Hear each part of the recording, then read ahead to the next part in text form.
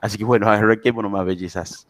Listo. Entonces, ¿en dónde nos habíamos quedado? Nos habíamos quedado en motilidad, ¿se acuerdan? Entonces, nosotros hacíamos la semiología del sistema nervioso. Estudiábamos la conciencia y en segundo lugar estudiábamos la motilidad. Dentro de la motilidad veíamos lo que era la motilidad activa voluntaria junto con la fuerza muscular, la motilidad pasiva junto con el tono muscular, luego veíamos lo que era la motilidad refleja, la motilidad coordinada, que se la conocía como taxia, y no estaría faltando esta última motilidad, que es la motilidad automática y asociada. Estamos que corresponde a los movimientos involuntarios. Estamos a los movimientos involuntarios. Entonces, ¿qué tengo que saber yo de la motilidad automática y asociada? Primero en principal, que dependen principalmente de la vía extrapiramidal. Piramidal. Estamos, entonces, todos movimientos involuntarios principalmente van a estar determinadas por la vía extrapiramidal. ¿Estamos? Excelente. Ahora, ¿qué es esto de movimientos automáticos y qué es esto de movimientos asociados? Automáticos y qué son estos de los movimientos asociados. Martín, tengo que estudiar movimiento automático asociado, la definición que me dan. No, por supuesto que no, pero mínimamente sepan que los movimientos automáticos son aquellos movimientos que nosotros realizamos involuntariamente, pero de manera espontánea. Por ejemplo, como, qué sé yo, por ejemplo, a ver, les pongo un ejemplo, cuando nos quemamos con el fuego, entonces nosotros agarramos y cuando, o sea, hay una fogata, metemos la mano sin querer, ¿me entienden? Y ahí directamente la retiramos. Eso es un movimiento automático. ¿Estamos? O sea, es un movimiento que nosotros realizamos lógicamente involuntariamente, pero que de manera espontánea. ¿Estamos? Entonces, se aprende un ejemplito, por ejemplo, cuando me quedo, retiro rápidamente la mano y está perfecto. Y los movimientos asociados son aquellos movimientos involuntarios que son más inconscientes. ¿A qué me refiero yo con que son aquellos movimientos involuntarios que son mucho más inconscientes? Por ejemplo, lo que aparece en el ejemplo del Power, creo que aparece este ejemplo, del famoso balanceo de los brazos. Nosotros cuando vamos caminando, vamos balanceando los brazos, ¿verdad? Bueno, ese es un movimiento asociado. Es inconsciente que nos sale, ¿me entienden? No es que estamos diciendo, ay, yo estoy balanceando los brazos, ¿me entienden? Por ejemplo, cuando pasa alguien, estamos hacia la derecha de nosotros, hacia la izquierda y giramos la cabeza. No es que yo agarre y diga, voy a girar la cabeza, no, es que me sale de manera inconsciente. ¿Me entienden qué serían entonces movimientos automáticos y asociados? Aquellos movimientos automáticos son aquellos movimientos que yo lo realizo, son involuntarios, pero que yo lo realizo de manera espontánea, rápidamente. Y los asociados son los movimientos involuntarios que son más inconscientes. ¿Estamos? Excelente. Ahora, ¿cómo vamos a estudiar nosotros los movimientos involuntarios? La forma más útil de estudiarla, como venimos viendo cada movimiento, cada motilidad, ¿se acuerdan? Teníamos una forma determinada para estudiarla. Bueno, lo mismo va a pasar para los movimientos involuntarios.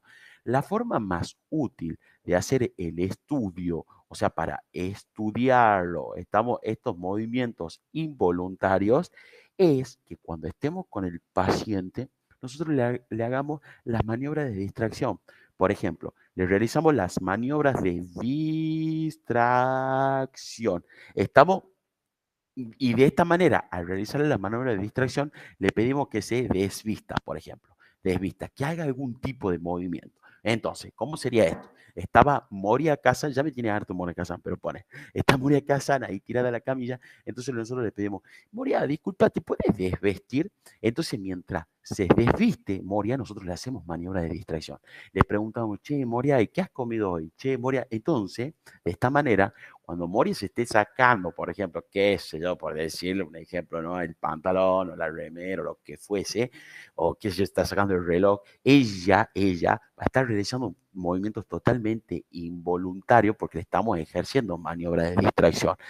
No se va a estar dando cuenta, entre comillas, que se está sacando el reloj porque está conversando con nosotros. ¿Me entienden, bellezas, que es la manera más útil de utilizar de estudiar esta motilidad automática y asociada, le pedimos que se desvista, por ejemplo, el paciente mientras le realizamos estas maniobras de distracción. Ahora, ¿por qué no hacen estudiar en semiología estos movimientos involuntarios? Porque yo tengo diversos movimientos involuntarios que van a ser típicos en diferentes síndromes. ¿Estamos? Entonces, ustedes empiezan a sacar flechitas y van a poner tics, por ejemplo. Yo puedo llegar a tener temblor, por ejemplo. Yo puedo tener, a llegar a tener lo que se conoce como la corea. Estamos, por ejemplo, atetosis, ya les digo de todo esto, ¿no? Atetosis, mioclonías. Estamos, puedo llegar a tener clonus, por ejemplo. Puedo llegar a tener sincinesias. Puedo llegar a tener las fasciculaciones, puedo llegar a tener el flapping, el famoso flapping, o también se la conoce como asterixis. No sé si lo escucharon alguna vez. Asterixis, etcétera, etcétera, etcétera. Entonces, yo puedo llegar a tener estos tipos de movimientos involuntarios en diferentes síndromes. ¿Estamos? Por ejemplo, ¿no? Les pongo un ejemplo. Cuando veamos síndrome piramidal, estos pacientes tienen dos movimientos involuntarios característicos que van a ser tanto los clonus como las sincinesias. Estamos los clonos como las sincinesia. Pero Martín, ¿qué es un clono y qué es una sincinesia? Cuando veamos síndrome piramidal, les voy a explicar qué es un clono y qué es una sincinesia. Pero por el momento tengan anotadito ustedes en la carpeta. ¿Estamos? Entonces, en un síndrome piramidal yo voy a tener clono y sincinesia. Entonces, por ejemplo, si yo tengo no sé, un síndrome de la segunda neurona, o síndrome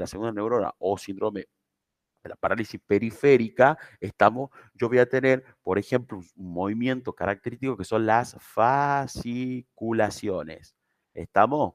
Son movimientos, tipo de movimiento involuntario que ya les voy a mostrar que son las fasciculaciones. Muy bien. Y después, cuando tenga, por ejemplo, un síndrome extrapiramidal, yo voy a tener los demás tipos de movimientos involuntarios. Por ejemplo, voy a tener tics, voy a tener temblor, puedo llegar a tener la corea, puedo llegar a tener lo que se conoce como la tetosis, puedo llegar a tener, por ejemplo, las mioclonías, la mioclonía, puedo llegar a tener el flapping, esto, que se da, ya vamos a ver la insuficiencia hepática, etcétera, etcétera. Entonces, ¿me entienden cuál es la importancia de estudiar estos tipos de movimientos involuntarios? ¿Estamos? Entonces, ¿para qué? Porque hay síndromes que yo voy a tener unos características, o sea, un tipo de movimientos involuntarios. ¿Estamos? Entonces, con que sepamos eso por el momento, está perfecto. Cuando veamos síndrome, vamos a estudiar los diferentes tipos de movimientos involuntarios. Muy bien, entonces de esta manera es como terminaríamos nosotros el estudio de la motilidad. Entonces, ya vimos lo que sería conciencia cuantitativa y cualitativa. Ya vimos todo lo que sería la motilidad, que son los 5 tipos de motilidad que acabo de ver. Luego, el tercer paso de la semiología del sistema nervioso, que era la sensibilidad, el estudio de la sensibilidad. ¿Estamos? Entonces, aquí tenemos el otro power que yo no les quise pasar por el momento porque no tengo miedo que se asusten, porque es bastante nervioso, pero yo les voy a decir que es lo más importante. Estamos y lo que sí o sí tienen que saber, y no es negociable que no sepan un examen. Muy bien. Ahora, ¿qué es esto de la sensibilidad? Es la función del sistema nervioso que nos permite identificar, recordar, diferenciar estímulos. ¿Estamos? Y sirve para que el individuo se proteja a factores nocivos que pueden perjudicarlo. Es un requisito evolutivo. Martín, tengo que saber qué es sensibilidad. Por supuesto que no. ¿Se acuerdan que nosotros veíamos la motricidad, movimiento? Así de sencillito, ¿me entienden? O sea, no se hagan un lío estudiando estas cosas que no preguntan. A ustedes nunca le van a preguntar, por ejemplo, no sé, ¿qué es la auscultación? ¿Me entienden? Es la percepción de los sonidos a través. No, o sea, no pierden tiempo en esas cositas, ¿me entienden? Ahora, existe una clasificación en cuanto a la sensibilidad. Yo tengo una sensibilidad sensorial, tengo una sensibilidad somatoceptiva, tengo una sensibilidad visceral y también voy a tener esta sensibilidad que la estereognosia o del reconocimiento, que ya le voy a explicar más adelante qué es esto de la estereognosia. ¿Estamos? Entonces, la sensibilidad sensorial es aquella sensibilidad que está dada por los órganos de los sentidos, la visión, la audición, el gusto, el tacto, etcétera. ¿Estamos? Entonces, ustedes van a empezar a estudiar después, por ejemplo, por ejemplo, toxicología, ¿no? Les pongo el ejemplo más reciente que tuve cuando rendí toxicología que les estaba contando. Entonces, por ejemplo, ¿no? Y hay una patología que usted no tiene por qué saberlo, que dice que tiene alteración del sensorio, nos decía así, tiene alteración del sensorio, ¿y a qué nos refería que tenía alteración del sensorio? Que el pacientito tenía una disminución de la vista y una disminución de la audición. ¿Me entienden qué es eso de la sensibilidad sensorial? Es aquella sensibilidad que está dada por los órganos de los sentidos. Estamos excelente. Con eso está perfecto. O sea, la vista, el oído, el tacto, el gusto y el olfato. Esas 5 son los órganos de los sentidos. Muy bien. Ahora, luego tenemos la sensibilidad somatoceptiva. Esta sensibilidad somatoceptiva a la misma vez tenemos que puede ser superficial o puede ser profunda. Dentro de la superficial está dada por la piel y mucosa y dentro de lo profundo, obviamente, lo más profundo que es músculo, hueso y articulaciones. ¿Estamos? Entonces vamos a empezar viendo lo que sería esto de la somatoceptiva. Dentro de la somatoceptiva superficial, tenemos diferentes tipos de sensibilidades, que son estas, la superficial, la táctil, la dolorosa y la térmica. ¿Estamos? Dentro de la sensibilidad táctil tenemos aquí 2 tipos a la misma vez, que se la conoce como protopática o aquella sensibilidad gruesa. ¿Estamos? Táctil gruesa. Y luego tenemos la epicrítica, que es aquella sensibilidad que es mucho más discriminativa, es mucho más fina. Entonces, ¿cómo hacemos para estudiar esta sensibilidad protopática o gruesa y la epicrítica, que es mucho más fina? Es mucho más discriminativa. Y, por ejemplo, yo le pongo un ejemplo. No me acuerdo si estaba acá o si no, ya les explico. No, no estaba acá. Perfecto. Ahora les explico con un dibujito, porque odio dar por virtual, ¿me entienden? Si estaríamos de frente sería mucho más sencillo, pero bueno, ¿qué va a hacer? Entonces, para estudiar la protopática, decíamos nosotros que aquella sensibilidad gruesa, ¿estamos? ¿Cómo vamos a hacer? Por ejemplo, le vamos a pedir al paciente que cierre los ojitos. ¿Estamos? Y nosotros vamos a agarrar, por ejemplo, un algodón, un elemento que no tenga filo, por ejemplo, la lapicera, lo que fuese. Entonces, vamos a agarrar y le vamos a tocar en el miembro superior, por ejemplo, en el bracito. ¿Estamos? Acá tenemos un bracito, no, lo vamos a tocar así, por ejemplo, ¿no? Le vamos a tocar en el bracito, pero mientras el paciente tiene cerrados los ojos. Entonces, una vez que lo toco, le digo, señor, ¿sintió el tacto? Sí, me lo puede señalar y el señor lo señala. ¿Estamos? Quiere decir que tiene una esencia táctil protopáctica excelente. ¿Estamos? Ahora, ¿qué es esto de la epicrítica? Que es mucho más discriminativo, mucho más fina. ¿Estamos? Hacemos exactamente lo mismo. Le pedimos al pacientito que cierre los ojitos, pero ahora lo tocamos en 2 puntitos separados. Estamos por un mínimo de distancia, de manera simultánea. ¿Qué quiere decir yo con esto? Agarro y lo toco aquí y lo toco aquí, pero de manera simultánea. Entonces, agarro 2 lapiceras, le pido, cierre los ojos, entonces lo toco aquí y lo toco aquí, o sea, con un mínimo de distancia, 2 puntos con un mínimo de distancia de manera secuencial, de manera simultánea, ambos en el mismo tiempo. Entonces lo toco aquí y aquí en el mismo tiempo.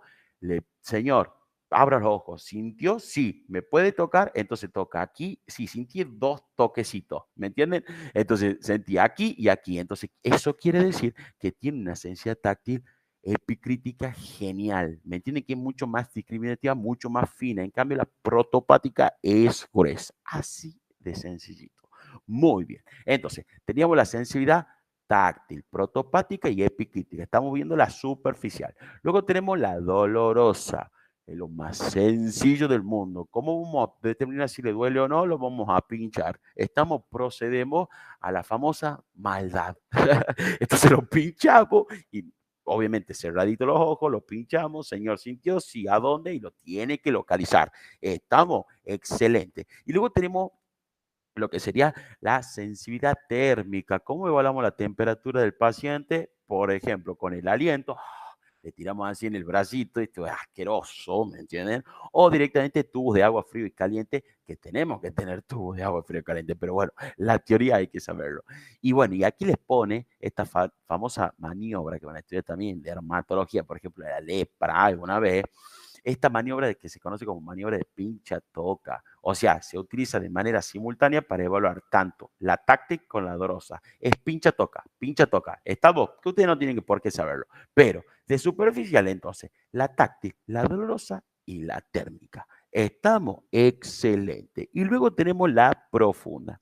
Que esto de la profunda es un bajón. Martí, qué esperanza me da Martí, ¿no? Es como palabritas raras que estudiábamos en fisiología, nosotros estudiábamos esto en fisiología, pero no lo volvemos a estudiar nunca más en la vida. Estamos, bueno, esta sensibilidad somatoceptiva profunda, o sea, de los músculos, de los huesos y tendones, tenemos diferentes tipos. Vamos a tener la varestesia, la varognosia, la palestesia y la batiestesia. Entonces, ahí es cuando en el momento que yo me paro, dejo semiología y me voy. No hagan eso, no. Escuchen, ¿qué sería la varestesia? La varestesia, y aquí aparece presión. ¿Qué quiere decir esto? Que nos permite a nosotros, gracias a esa sensibilidad varestésica, nos permite a nosotros apreciar las presiones que, que son ejercidas en alguna parte de nuestro cuerpo. Estado, por ejemplo, aquí. ¿Me entiendes? O sea, es aquella sensibilidad que me permite determinar, profesor, las presiones. Estamos que no ejercen en alguna partecita de nuestro cuerpo. Por ejemplo, agarro el dedo y le aprieto a la EMI. Entonces la EMI siente esa presión. ¿Saben por qué siente esa presión la EMI? Porque tiene una buena sensibilidad profunda conocida como varestesia. Entonces la EMI está genial en la varestesia. ¿Estamos? Ahora tenemos la varognosia. La varognosia es aquella sensibilidad que nos permite diferenciar los diferentes tipos de peso. ¿Estamos? Entonces aquí le pone un dibujito, por ejemplo, una pesa de 5 kilogramos. O sea, nosotros, gracias a la varognosia, podemos diferenciar los diferentes tipos de peso. ¿Por qué me vayamos al súper y tengamos dos bolsas? Estamos, que pongamos producto en dos bolsas diferentes, uno con la mano derecha y otro con la mano izquierda, pero que la mano derecha tenga más cositas. Entonces nosotros apreciamos, gracias a la varognosia, que el de la mano derecha pesa más que de la mano izquierda. ¿Me entienden? Que sirven para diferenciar los diferentes tipos de peso. Excelente. Luego tenemos la palestesia. ¿Qué es esto de la palestesia? La palestesia es aquella sensibilidad que me permite determinar las vibraciones. ¿Estamos? ¿Y cómo se lo estudia por lo general con el famoso diapasón, que estudiamos también nosotros en fisiología? ¿Se acuerdan qué era el diapasón? Es este instrumentito que nosotros lo golpeábamos previamente y empezaba a vibrar. ¿Se acuerdan? Entonces, nosotros lo apoyábamos sobre una prominencia ósea, por ejemplo, acá en la calota craneana. Entonces, en el cráneo. Perfecto, entonces nosotros lo apoyábamos ahí y sentíamos esa vibración. Sentimos esa vibración gracias a nuestra sensibilidad profunda, conocida como palestesia. ¿Estamos? Y por último, tenemos lo que se conoce como batiestesia. ¿Qué es esto de la batiestesia? Es aquella sensibilidad que nos va a permitir conocer cuál es la posición exacta en la que se encuentra la parte de nuestro cuerpo, sin la necesidad que yo tenga de mirar, Martín, me mataste. Escuchen, y lo más sencillo esto de la batiestesia. Por ejemplo, ¿qué les quiero decir yo con esto de la batiestesia? Agarramos a mí, por ejemplo, y me acuesta la camita, ¿verdad? Entonces me dicen, no mires, Martín. Perfecto. Entonces agarra y me agarran, que el dedo gordo del pie y me realizan algún tipo de movimiento. Estado me lo van a la derecha, a la izquierda, hacia atrás, adelante, etcétera, etcétera, etcétera. Yo sin ver, gracias a que tengo excelente batiestesia, puedo saber, puedo conocer qué me están haciendo con el dedito gordo. O sea, no hace falta que yo la esté mirando. Si, qué sé yo, me agarro el dedo gordo y me lo envía a la derecha, yo sé que me lo están moviendo a la derecha. Me lo ponen a la izquierda, yo sé que me ponen a la izquierda. Por eso, la batiestesia nos permite conocer cuál es la posición exacta que se encuentra alguna parte de nuestro cuerpo sin yo tener la necesidad de estar mirando. Por eso acá la cintita, no hace falta ni que yo esté mirando y sé qué posición tiene nuestro cuerpo. ¿Y cómo lo vamos a estudiar? Porque está tirado Moria casa, le agarramos la manito y le vamos a decir, mire, le vamos a ejercer cierto movimiento. Entonces le agarran el dedo chico y le tiran para la izquierda. ¿Para dónde se fue? Para la izquierda. Y ella no tuvo la necesidad de estar viendo. ¿Me entienden, bellezas? ¿Qué sería esto? Por eso movimientos y actitudes segmentarias. Estamos, ¿no? Excelente. Entonces, no se me pierdan. Sensibilidad sensorial dada por los órganos sentidos. La somatoceptiva, tenemos superficial, profunda. La superficial, la táctil, dolorosa y la térmica. Y la profunda, vamos a tener varestesia, varognosia, palestesia y batiestesia. ¿Estamos? Excelente. Luego tenemos la sensibilidad visceral. Esta sensibilidad visceral es la sensibilidad, solamente estudien esto, es la sensibilidad que está dada por los órganos. Estamos nada más. O sea, para aquellos órganos que son superficiales, digamos, ¿ah? Porque yo no sé, o sea, como que no, por ejemplo, del estómago, ¿me entiendes? Un órgano más bien profundo. Estamos, por ejemplo, ¿a qué me refiero yo con sensibilidad superficial? Por ejemplo, o sea, en realidad es la sensibilidad que está dado por todos los órganos. Yo me refiero al estudio. ¿Cómo vamos a estudiar estos órganos? Yo no puedo estudiar la sensibilidad del estómago, por ejemplo. A eso me refería, ¿me entiendes? O la sensibilidad del intestino, digamos. Yo lo voy a estudiar haciendo hincapié a los órganos viscerales, o sea, a los órganos, escúchame bien, a los órganos superficiales. ¿A qué me refiero yo? El ojo, qué sé yo, el testículo, la glándula mamaria. ¿Me entienden? Me dice a lo que me refiero. Entonces, sensibilidad visceral es la sensibilidad de los órganos. ¿Y cómo la estudiamos, doctor? La vamos a estudiar con los órganos superficiales. Fin. O sea, glándula mamaria, ojo, y listo. ¿Estamos? Y por último, tenemos esto de la estereognosia. ¿Qué sería estereognosia? La estereognosia es aquella sensibilidad que a nosotros nos va a permitir identificar algún tipo de objeto de nuevamente sin la necesidad de mirar. ¿Estamos? Entonces, es aquella sensibilidad que nos permite a nosotros identificar algún tipo de objeto sin la necesidad de estar mirándolo. ¿A qué me refiero yo con la estereognosia? Si yo agarro y, por ejemplo, a Emi le doy un vaso y le digo, Emi, cierra los ojos, y le doy un vaso, Emi, cuando toque ese vaso cerrando los ojos, se va a dar cuenta que tiene un vaso. ¿Me entienden? Eso es gracias a la estereognosia. Por eso hay aquella sensibilidad que a Emi le permite identificar algún tipo de objeto, como ser un vaso, sin la necesidad de que esté mirando. ¿Me entienden? Entonces, qué sé yo, no se me ocurre otra cosa, un teclado, nada que ver. Pero si a mí me dan un teclado, o sea, yo me lo tiran en la mano y empiezo a tocar la tecla, todo me va a dar cuenta que es un teclado. ¿Me entienden, bellezas? Y se acabó sensibilidad. ¿Estamos? Entonces, ¿qué tenemos que acordarnos? ¿Qué acabamos de ver entonces? Conciencia, motilidad y sensibilidad.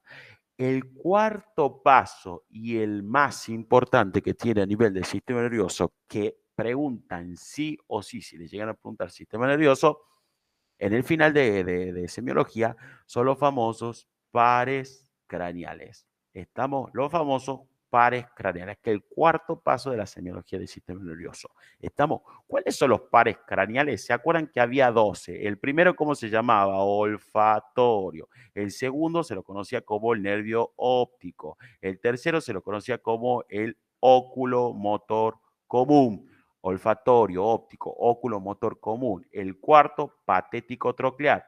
Patético o también conocido como troclear. El quinto, el famoso trigémino. Estamos el sexto, el famoso oculomotor externo, que ya vamos a ver por qué se llama oculomotor externo, que también se lo puede conocer como abducen. Ya vamos a ver por qué también le pusieron abducen. Estamos entonces oculomotor externo o abducen. El séptimo par craneal se lo conoce como el facial. El octavo se lo conoce como el vestíbulo coclear. Estamos el octavo, el vestíbulo coclear. El noveno como gloso faringio. El décimo, el más vago de todo, es el neumogástrico o vago, también conocido como vago neumogástrico, que es lo mismo. Luego vamos a tener el onceavo, que es el espinal o accesorio, el espinal o el accesorio. Y por último, el doceavo, que no me alcanza aquí, es el famoso hipogloso. Hipogloso. ¿Estamos? Entonces, estos son los doceavos pares craneales. Ahora, Martín, ¿me tengo que estudiar posta? Me decís los doceavos pares craneales. No. ¿Estamos? No. ¿Cuáles son los que toman en el final de semiología de cajón? Pero de cajón. Son lo que sería el nervio óptico, el óculo-motor común, el patético troclear, el óculo-motor externo, el facial. ¿Estamos?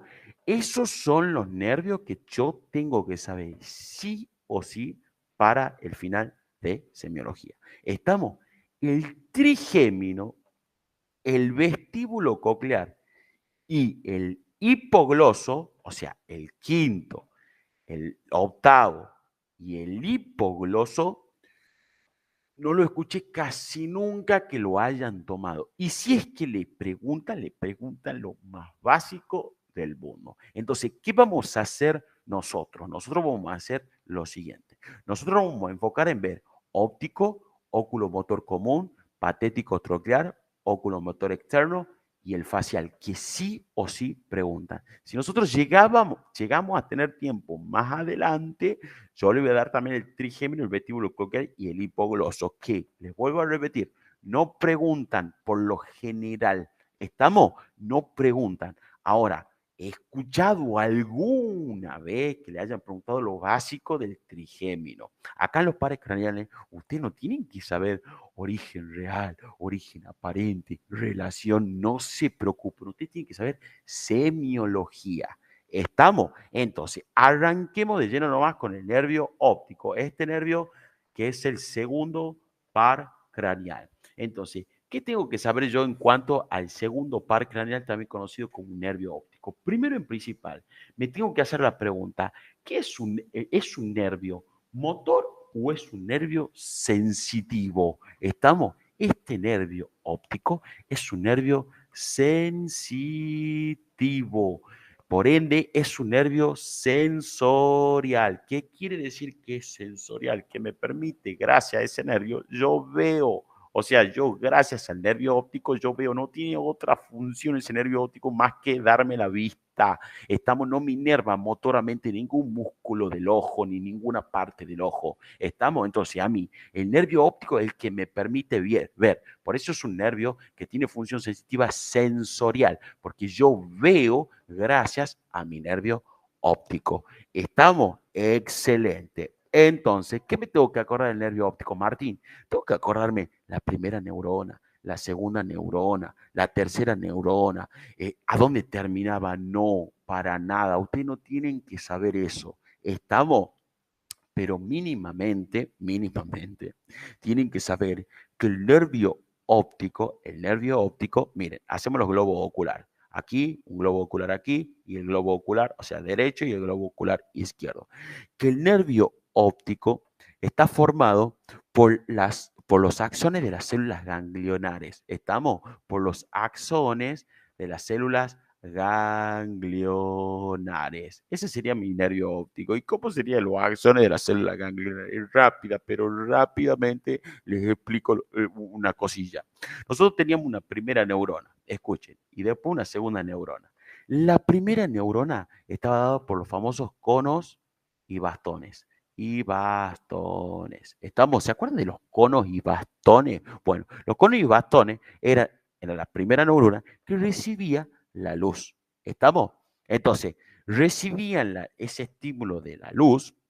Entonces, miren, si yo le hago un dibujito, entonces este sería la acción. Entonces, esta primera neurona, que es la primera neurona, que son los conos y bastones, recibían la luz, la captaban, y por sus axones, por sus fibras, van a hacer sinapsis con la segunda neurona, que esta segunda neurona son las famosas células ganglionares. ¿Estamos? Entonces, hace sinapsis con el cuerpo de la segunda neurona, que son las famosas células ganglionares. Estas son mi segunda neurona. Entonces, los axones, este sector me va a formar el nervio óptico. Obviamente que son 1.000.000 de células ganglionares. Yo tengo 1.000.000 de células ganglionares con 1.000.000 de axones. Estamos entonces en conjunto, lo agarro a todo eso y son justamente formo el nervio óptico. Por eso el nervio óptico está formado por los axones de las células ganglionares. Yo solamente les explico que cuando lean ustedes y les digan axones de células ganglionares, no salgan corriendo. Es esto, estamos excelente. Entonces me forma el nervio óptico. Entonces, si yo hago el dibujito así, pongo el globo ocular, este nervio óptico emerge por el polo posterior del globo ocular. Entonces, este sería mi nervio óptico. Entonces, una vez que emerge por el polo posterior del globo ocular, esto es anterior y esto es posterior, ¿no? Esto es una vista de arriba. O sea, a mí me están viendo de arriba mi cráneo. Estamos, entonces me ven los globos acá oculares y por detrás, o sea, por el polo posterior está emergiendo el nervio óptico. Estamos, que ese nervio óptico se va a ir al famoso quiasma óptico. Qué feo me salió esto, por favor, pero bueno, lo importante es el dibujito. Entender. Entonces, este nervio óptico se va a ir al quiasma óptico, ¿estamos? Y el quiasma óptico se va a continuar con esto que se conoce como tracto o cintilla óptica. Este es el tracto o óptico, tracto óptico o cintilla óptica. ¿Estamos? Entonces, este sería mi nervio óptico, segundo par craneal. Esto sería mi quiasma óptico que se continúa con el tracto óptico. Estamos cintillas ópticas. Excelente. Ahora, con que sepan eso, de que el nervio óptico se continúa con el cambio óptico y el tracto óptico, es más que suficiente. Estamos ahora.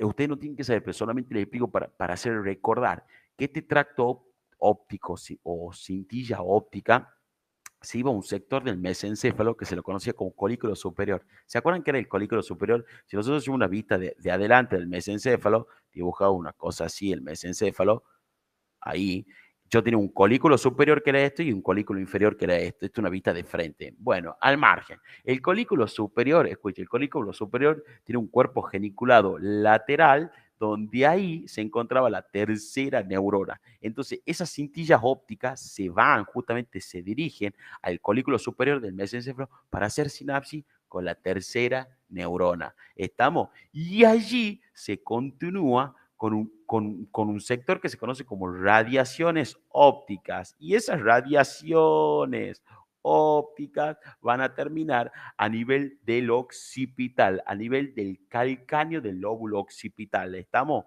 O sea, el lóbulo occipital, a nivel calcáneo del lóbulo occipital, que era el área 17 de Brodmann. No, Martín, Brodmann, qué horror. Estudia su anatomía, ¿no? La diferente área de Brodmann. Usted no tiene que saber, pero digo, es para recordar solamente. ¿Y por cuál es la importancia de esto, Iván? Este neuro. Que si yo tengo un traumatismo a nivel occipital, puedo quedar ciego. ¿Me entienden? Esa es la importancia. Pero al margen. ¿Qué es lo que le importa al profesor de semiología? Ahora sí lo vamos a meter en semiología, lo que no va a importar. Primero y principal, antes que todo, hay que conocer algunos conceptos. ¿Qué es esto de cómo ser amaurosis, cómo ser hemianopsia, y cómo ser cuadrantopsia? Cuadrantopsia. La maurosis es la ceguera.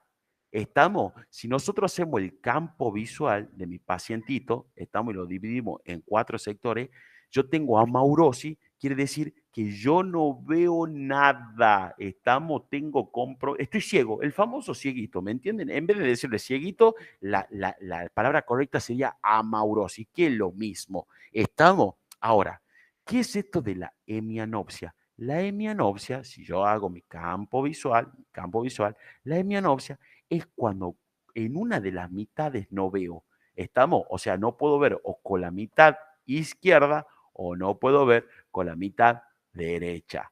¿Estamos? Entonces, las hemianopsias se dan cuando el campo visual de un ojito del paciente no ve la mitad. Estamos, yo, por ejemplo, ahora estoy viendo la compu, la notebook, ¿verdad? Entonces, si yo tuviera hemianopsia, no estaría viendo la compu, ¿me entiendes? Pero sí miraría la pared. ¿Estamos? O sea, no veo una mitad de mi campo visual, está ciega. Estamos, ¿no? Por eso le pusieron hemianopsia, la mitad. Estamos.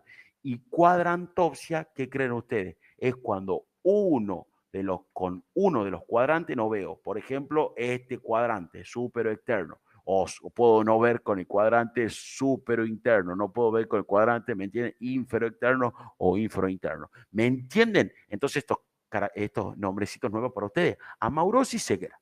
Hemianopsia no veo con la mitad de un campo visual. Y cuadrantopsia con uno de los cuadrantes no veo. ¿Estamos? Excelente. Y luego, dos conceptitos más y entramos a lo que me va a tomar el profesor en el final de semiología. Estamos entonces amaurosis, hemianopsia y cuadrantopsia. Y por último, dos conceptitos más que se lo conoce como heterónimo y como homónimo. Qué molesto que este Martín. Homónimo. Ya debe decir yo que tienen que saber ustedes, ¿no? Heterónimo y homónimo. Heterónimo es cuando yo no veo o con los dos campos temporales, pongan así ustedes, los dos campos temporales o con los dos campos nasales. ¿Estamos? Ay, Cuando Martín, ¿puedes repetir esa última parte? Se me Sí, Meneri. cortó. Sí, sí, sí. Heterónimo y otros dos conceptos más para repetir, para saber, heterónimo y homónimo. Cuando yo tengo algo que se conoce como heterónimo, yo no veo o con mis dos campos temporales o con mis dos campos nasales. ¿Estamos? Yo quedo ciego de mis dos campos temporales o de mis dos campos nasales. Es decir, yo tengo mis dos ojitos, ¿verdad? Entonces, y acá tendría la naricita, ¿verdad? Acá tengo la nariz. Perfecto. Entonces, ¿qué quiere decir que yo tenga afectados los dos campos temporales y qué quiere decir que yo tenga afectados los dos campos nasales? Quiere decir lo siguiente. Esta mitad son mi campo nasal y esta son mi campo nasal. ¿Por qué le pusieron campo nasal? Porque acá está la nariz, es la que da para la nariz. ¿Me entienden? Excelente. Y dos campos temporales, este sería mi campo temporal y este sería mi otro campo temporal que lo vamos a poner con otro acá, rojito, los campos temporales. ¿Me entienden? ¿Y por qué le pusieron temporal? Porque acá está mi hueso temporal. ¿Me entienden? Acá y acá. Y acá está la boquita del paciente. ¿Me entienden, belleza? ¿Qué quiero decirles yo con esto? ¿No? Entonces, campo nasal y campos temporales. Si yo tengo algo que se conoce como heterónimo, yo tengo afectado mis dos campos temporales. O sea, yo no veo ni mi campo temporal de mi ojo derecho, ni mi campo temporal de mi ojo izquierdo. ¿Me entienden? Eso significa heterónimo. O puede ser que yo no vea ni de mi campo nasal de mi ojo derecho, ni de mi campo nasal de mi ojo izquierdo. ¿Entienden? Entonces, no veo de mis dos campos temporales o no veo de mis dos campos nasales. Eso quiere decir heterónimo. Estamos, ¿no? Ahora, ¿qué quiere decir homónimo? Homónimo quiere decir que yo no veo, pongan así ustedes y van a entender ahora, con mis dos mitades izquierdas o con mis dos mitades derechas. Y aquí se arma el quilombo. Y miren de sencillo qué quiere decir esto. Hacemos los dos ojitos, los dos campos visuales de los ojitos. Entonces, ¿qué quiere decir que yo no vea con mis dos mitades izquierdas? ¿Esto qué sería? Esto sería mi izquierda. Hacemos las dos mitades. Entonces, quiere decir que yo no vea ni con este sector, ni en este sector, si es dos campos, mis dos mitades izquierda, o directamente tenga esto. No vea con mis dos mitades derechas. Es decir, vamos a hacer con otro colorcito, ahí. Es decir, que yo no vea ni desde aquí, ni desde aquí. Entonces, homónimo, yo no veo ni con mis dos mitades izquierdas o con mis dos mitades derechas.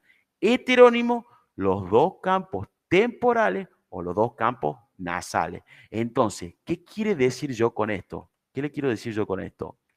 Que Si yo tengo afectado mis dos mitades izquierdas, por ejemplo, en este caso, sí o sí se me afecta un campo nasal y un campo temporal. ¿Me entienden? Temporal. Miren, heterónimo, dos campos temporales o dos campos nasales. En cambio, homónimo, un campo nasal más un campo temporal.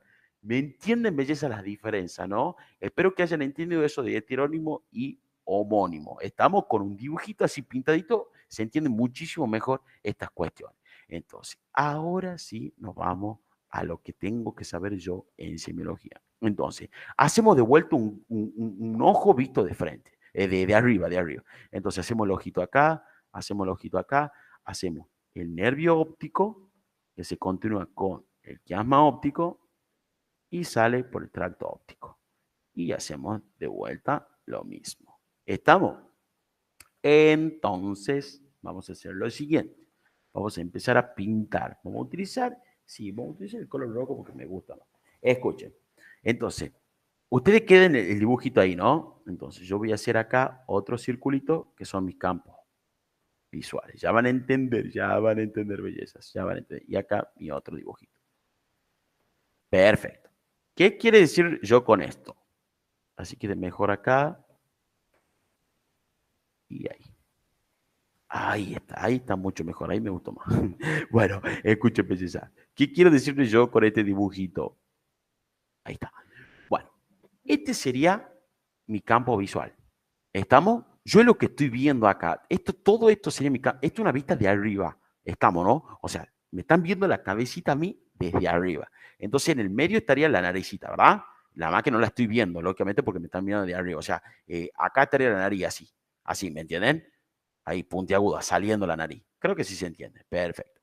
Ahora, ¿qué pasa con mis campos visuales? Todo esto es lo que estoy viendo yo. Estamos con mi ojo izquierdo y todo esto es lo que estoy viendo yo con mi ojo derechito. Entonces, decíamos que teníamos dos mitades. Entonces, teníamos una mitad temporal. ¿Estamos? Como lo estoy mirando de arriba, acá estaré mi hueso temporal y acá estaré mi hueso temporal. Entonces, vamos a pintar mi mitad temporal aquí de un colorcito y pongan ustedes ahí mitad temporal o campo visual temporal. Campo visual temporal. Temporal. ¿Estamos? Y después, con verdecito, vamos a pintar aquí nuestros campos nasales. Nasales. ¿Por qué nasales? Porque están mirando para la nariz. Estamos excelente. Ahora, con el colorcito verde, ustedes van a pintar una fibrita y la van a hacer recta. Ustedes hagan mi caso a mí, ya van a entender. Entonces van a pintar una línea de color verde. Así. Así, tal cual lo que estoy haciendo yo, ¿no? Y del otro lado, lógicamente, lo mismo. Van a pintar así. Excelente. Entonces, saco una flechita ahí y van a sacar una flechita ahí. Ya van a entender lo que estoy dibujando yo. Y después, aquí, van a dibujar otra fibra en color rojo, la van a hacer pegadita y la van a cruzar para el otro lado. Y acá exactamente lo mismo, de colorcito rojo, dibujan la fibrita, la cruzan por el quiasma óptico y van a entrar a cintilla óptica. Excelente, muy bien. Y esta fibrita me mira el campo. Perfecto. Ahí está. ¿Qué quiere decir yo con este menjunje de cositas que es lo más sencillo del mundo si yo entiendo este dibujito? Entonces, como habíamos dicho, el campo, yo tengo un campo nasal y un campo temporal, ¿verdad? Excelente. Ahora, ¿qué tengo que saber?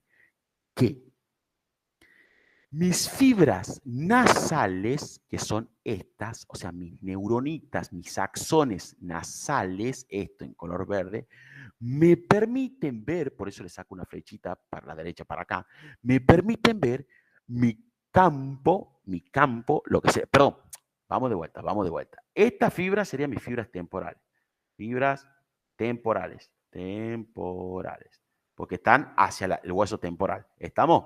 Y y estas cositas rojas serían mis fibras nasales. Y ahora sí, eso me estaba olvidando, nasal. Ahora sí vamos a entender completamente el dibujo. Escuchen, belleza. Mis fibras temporales, o sea, mis axones temporales, me permiten ver a mí, ¿qué cosa? Mi campo nasal. ¿Estamos? Vamos de vuelta.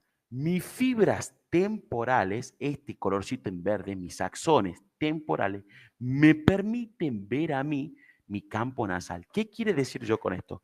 Que yo mi campo nasal, mi mitad de la vista y de este ojito, ¿me entienden? Para ese lado interno, que es mi mitad nasal, yo veo gracias a las fibras temporales, que son estas.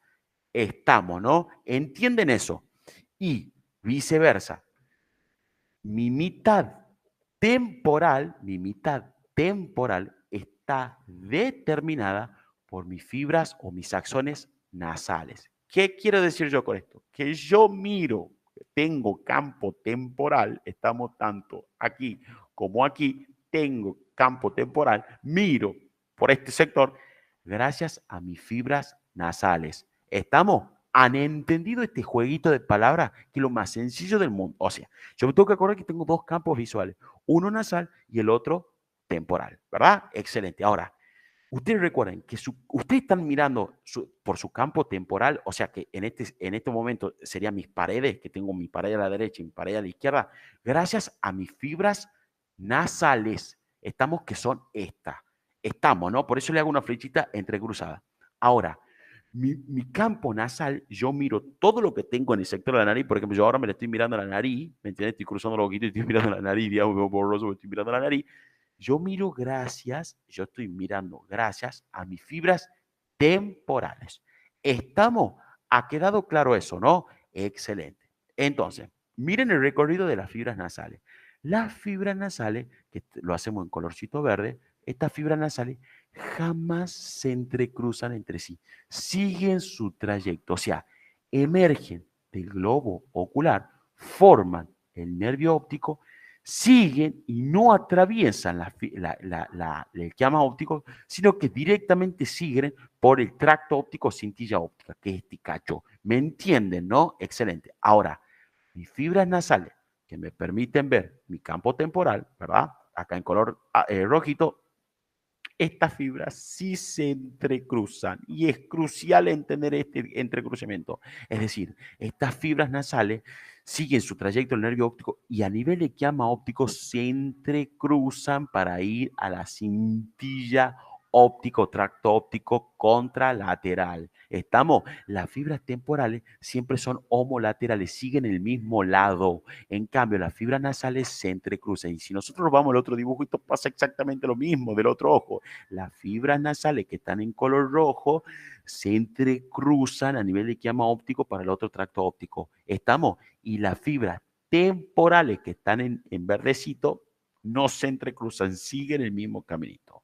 ¿Estamos? ¿Han entendido eso por lo menos?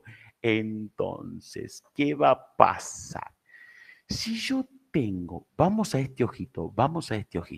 Si yo tengo una lesión a nivel aquí, es decir, bueno, vamos a hacer otro colorcito, a nivel de mi nervio óptico, yo tengo una lesión a nivel de mi nervio óptico.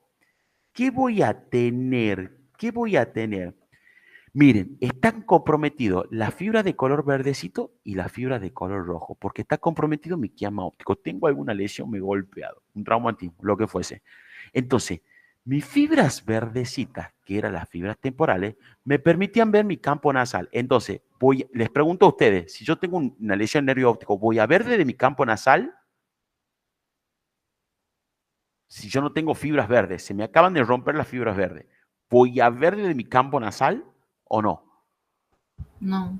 No, excelente, no, porque tengo una lesión de mi nervio óptico. Perfecto, entonces mi campo nasal quedó ciego. Ahora, mis fibras rojas también están comprometidas, que son mis fibras nasales. Entonces, si yo tengo una lesión a nivel de mis fibras nasales, voy a poder ver con mi campo temporal tampoco. Es por eso que si yo tengo una lesión a nivel de mi nervio óptico, tengo ceguera. Estamos quedo ciego, profesor. Es decir, amaurosis. Amaurosis. Estamos, todo esto que le estoy explicando yo es para que entiendan que si tienen una lesión a nivel del nervio óptico, ¿qué va a pasar? Van a quedar ciegos. ¿Y por qué quedan ciegos? Porque se compromete tanto las fibras temporales como las fibras nasales. Las fibras temporales me permiten, o las axones o los nervios temporales, me permiten ver a mí mi campo nasal y mis fibras nasales me permiten ver a mí mi campo temporal. Entonces, como no veo de campo nasal ni campo temporal, quedo totalmente ciego. Estamos entonces, ¿qué preguntan en el final de semiología directa? No le preguntan ni el por qué, no le dicen, Martín, pero ¿por qué queda ciego? No, no se preocupen, pero yo le digo para que no estudien de memoria. Si usted tiene lesión a nivel del nervio óptico, ceguera o amaurosis, profesor. Estamos porque tienen compromiso tanto de las fibras temporales como de las fibras nasales. Estamos, en este caso, de este ojito. Si la lesión está acá, va a ser de este ojito. ¿Han entendido eso, no? Excelente. Ahora, ¿qué pasa? Segundo caso, ya nervio óptico, queda ciego el paciente, como sea. Perfecto. ¿Qué pasa si yo tengo una lesión a nivel de mi quiasma óptico? Si yo tengo una lesión a nivel de mi quiasma óptico, ¿qué fibras están comprometidas? ¿Qué fibras? ¿Las nasales o las temporales? Nasales. Perfecto, las nasales están comprometidas. Y sigan el dibujito. ¿Y las fibras nasales qué campo me permiten ver a mí? ¿El temporal o el nasal? Temporal. El temporal. Muy bien. Entonces, miren, sigan el dibujito. Entonces, yo quedo, ¿qué voy a tener? ¿Ceguera de dónde? ¿De mi campo nasal o temporal? De los campos temporales. Excelente, de los campos temporales, muy bien en plural. Es decir, yo no veo ni desde aquí ni desde aquí. ¿Entienden la importancia de este dibujito que al principio era horrible, pero ahora no está tan horrible? ¿Me entienden? Entonces, ¿cómo se llama? ¿Cómo se llama cuando yo quedo ciego de ambos campos temporales? Eso se va a conocer como lo que sería hemianopsia, hemianopsia. Ustedes se van a la carpetita y leen lo que yo les dicté en hemianopsia. ¿Qué era esto de lo que sería la hemianopsia? La hemianopsia, como decíamos hace un ratito, era cuando yo quedaba ciego la mitad de un campo. No sé si era temporal o nasal. O sea, yo le hacía el campito, podía tener ceguera del temporal o podía tener ceguera de lo que sería del nasal. Yo no sé. Entonces, yo tengo hemianopsia. Perfecto. Entonces, como no sé si es del campo temporal o nasal, tengo hemianopsia. No veo de la mitad de un campo. Tengo que aclarar porque está incompleto. Porque yo les digo, profesor, este paciente tiene hemianopsia. Perfecto. Yo entiendo que no mira con la mitad de sus campos. Pero ¿cuál? Pro, aclarame. ¿Me entiendes? Entonces, tengo una hemianopsia. ¿Y qué sería la hemianopsia? Sería heterónima u homónima, según lo que yo les dicté. ¿Qué sería? Heterónimo. Heterónima. Excelente. Heterónima. Muy bien. Una hemianopsia. Heterónima. Estamos bitemporal. Estamos, se aclara, puede ser una heterónima bitemporal o binasal. Estamos en este caso una heterónima de los dos campos temporales, entonces bitemporal. ¿Han entendido de la importancia de por qué yo tengo que conocer qué es amaurosis, hemianopsia, cuadrantopsia y después conocer lo que es heterónimo y homónimo? Al principio yo sé que es complicadito, pero si ustedes hacen este dibujito, obviamente mucho mejor en su carpeta, ¿no? Yo acá estoy haciendo ya un mamarracho, digamos, ¿me entienden? Pero no hay chance que voy a borrar el voy a dibujar, digamos, tarda un año. Pero me entienden ustedes la importancia de esto. O sea, me pregunta el doctor, ¿qué pasa si yo tengo una lesión a nivel de mi quiasma óptico? Profesor, yo tengo una hemianopsia heterónima bitemporal. ¿Estamos? ¿Han entendido? O directamente ellos lo resumen como una hemianopsia bitemporal, le dicen. No dicen heterónima bitemporal.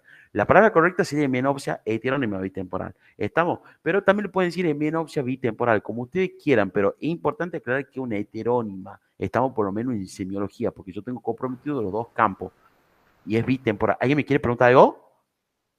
¿Eso también se llama visión de túnel, algo así? O nada que ver? La verdad que no tengo ni idea, Nera. No te voy a mentir, nunca escuché eso.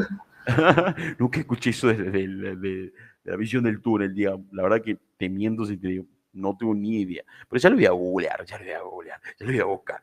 Visión del túnel. Bueno, perfecto. Entonces, ¿cuál es la causa de que yo tenga compromiso de del quiasma óptico? Y este paciente presenta hemianopsia heterónima bitemporal. ¿Dónde la vimos? ¿Se acuerdan del síndrome endocrino? Le doy una ayudita en síndrome endocrino. Había un síndrome endocrino, uno de los síndromes endocrinos que vimos, que el paciente, el principal causa de que presentaba ese síndrome era porque tenía ¿qué cosa? Un tumor en la hipófisis. Ay, me vuelvo loco, excelente. Acá justamente la silla turca está sentada la glándula pituitaria, y la tengo con el rojo yo. Acá el morado, acá está la glándula pituitaria. Entonces, en los pacientes con acromegalia, que la principal causa, ¿cuál era? Un tumor de glándula pituitaria.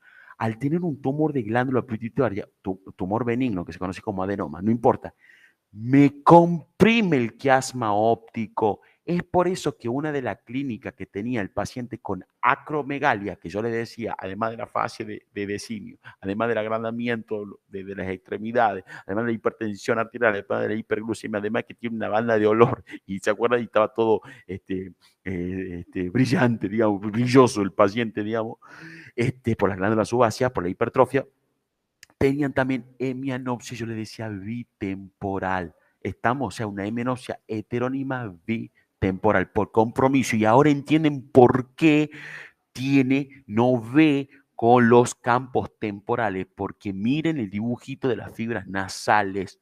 Estamos, por eso, no se hagan un menjujo ustedes con campos temporales y fibras nasales, porque ahí se pueden confundir una banda. Ustedes van al dibujito y listo. Entonces, el profesor me va a preguntar, ¿qué pasa si tengo una lesión a nivel del nervio óptico? Amaurosis, profesor Segura. Y si tiene una lesión a nivel del quiasma óptico, hemianopsia heterónima bitemporal.